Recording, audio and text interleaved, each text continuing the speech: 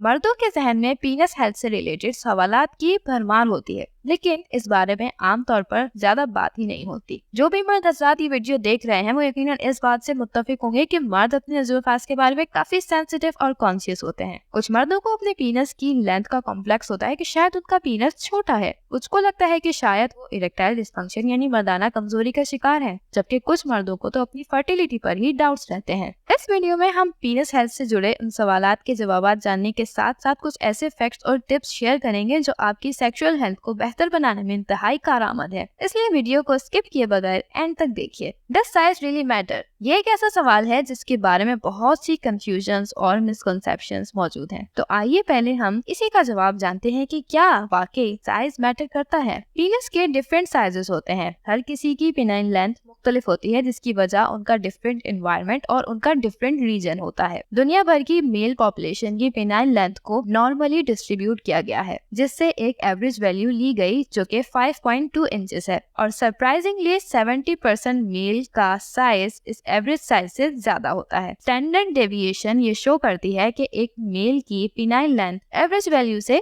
कितनी करीब है। 1 standard deviation is equal to 1.7 centimetre और 0.7 इंचेस। अगर erected penis length 2.5 standard deviation से कम हो यानी एवरेज वैल्यू से 2.5 पॉइंट्स बिलो हो तो इसे माइक्रो पीनस की कैटेगरी में रखा जाता है। इस मकसद के लिए बाकायदा क्लिनिकल प्रोसेस है जिसमें पीनस की मेजरमेंट की जाती है। पीनस को स्ट्रेच करके या फिर इरेक्टेड पीनस की लेंथ अगर 3.75 इंचेस यानी 9.4 सेंटीमीटर से कम हो तो इसे माइक्रो पीनस कहा जाता है। But here is a good news. पूरी दुनिया में सिर्फ और सिर्फ 0.14% मेल्स ऐसे हैं जिन्हें माइक्रोपीनस जैसी प्रॉब्लम एक्चुअल में होती है। माइक्रोपीनस की खास बात यह है कि बच्चे की पैदाइश के वक्त ही उसकी पीनाइन लेंथ नॉर्मल से कम होती है। अगर न्यूबॉर्न बेबी बॉय की पीनस लेंथ 0.7 इंचेस यानी 1.8 सेंटीमीटर से कम हो तो यकीनन वो बच्चा माइक्रोपीनस के साथ पैदा हुआ है। इसी तरह अगर 10 साल के बच्चे की पीनस लेंथ 1.5 इंचेस यानी 3.8 सेंटीमीटर से कम हो तो वो भी माइक्रोपीनस कहलाता है। सैडली माइक्रोपीनस के लिए कंप्लीट ट्रीटमेंट फिलहाल तक मयसर नहीं है। ये अंडरलाइंग जेनिटल प्रॉब्लम्स की वजह से सामने आने वाली कंडीशन है।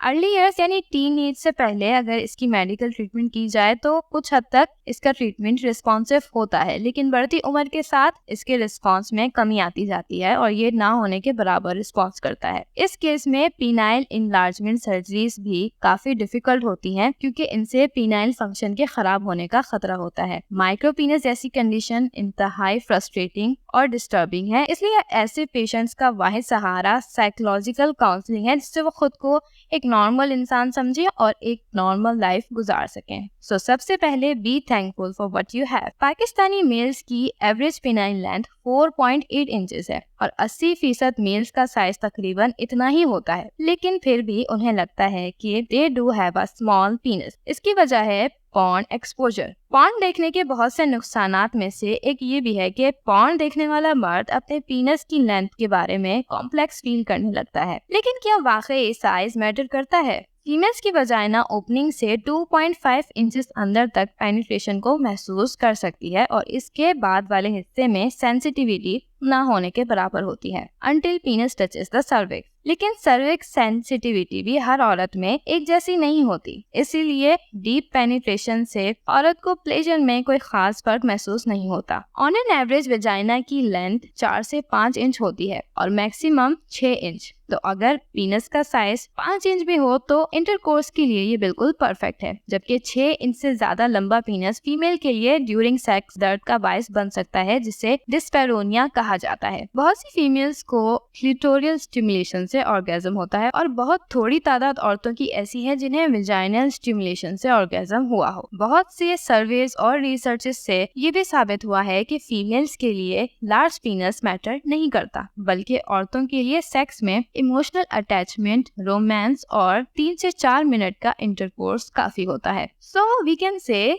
That size doesn't really matter. लेकिन इंटरकोर्स के लिए पीनस में इरेक्शन इरेक्शन का प्रॉपर होना भी जरूरी है, और अगर पीनस में इरेक्शन ना हो पाए या पेनिट्रेशन के बाद विद इन 2 मिनट्स इरेक्शन खत्म हो जाए तो इसे इरेक्टाइल डिस्फंक्शन कहा जाता है, यानी मर्दाना कमजोरी। लोग इसे मैस्टरबेशन के साथ लिंक कर देते हैं, लेकिन ऐसा नहीं है। मैस्टरबेशन अगर कोई नुकसान कर सकती है तो वो सिर्फ इतना कि आपकी पीनस की शेप और सेंसिटिविटी में थोड़ा बहुत फर्क आ सकता है। जाहिर है कि जब आप हाथ से फोर्सफुली या हार्शली पीनस को रब करेंगे तो इसके मसल्स इफेक्ट होंगे, जबकि सेक्स के दौरान ऐसा नहीं होता है, क्योंकि विजाइना का इंटरनल स्ट्रक्चर काफी सॉफ्ट और डेलिकेट और लुब्रिकेटेड होता है, जिससे पीनस को नुकसान नहीं होता। मर्दाना कमजोरी की वजूहात, अलामात और इसके इलाज पर हमारी सेपरेट वीडियोस मौजूद हैं। अगर आप चाहें तो इन वीडियोस को भी जरूर देखिए। क्या सेमेन वॉल्यूम कम होना बांझपन की अलामत है? आयरॉनिकली इस मसले को भी मैस्टरबेशन से जोड़ा जाता है, मगर ऐसा कुछ नहीं है। मेल्स के इजैकुलेटरी फ्लूइड में सिर्फ एक ड्रॉप सीमेन होती है विच कंटेन्स स्पर्म्स। बाकी सेमिनल फ्लूइड होता है जो कि हमारी बॉडी का लिक्विड है। इजैकुलेट करने के बाद अगली मर्तबा इजैकुलेट करने के दरमियान जितना कम वक्त होगा, सीमेन इसी हिसाब से कम हो जाती है, लेकिन इसमें स्पर्म्स की मिकदार अराउजल पर डिपेंड करती है। अराउजल जितना इंटेंस होगा, स्पर्म काउंट उतना ही अच्छा होगा। इनफैक्ट रिसर्च से साबित हुआ है कि जब मेल अपनी फीमेल पार्टनर से अट्रैक्ट होकर अराउज होते हैं तो उनके शॉर्ट इजैकुलेटरी गैप में भी इजैकुलेटरी फ्लूइड तो कम था, लेकिन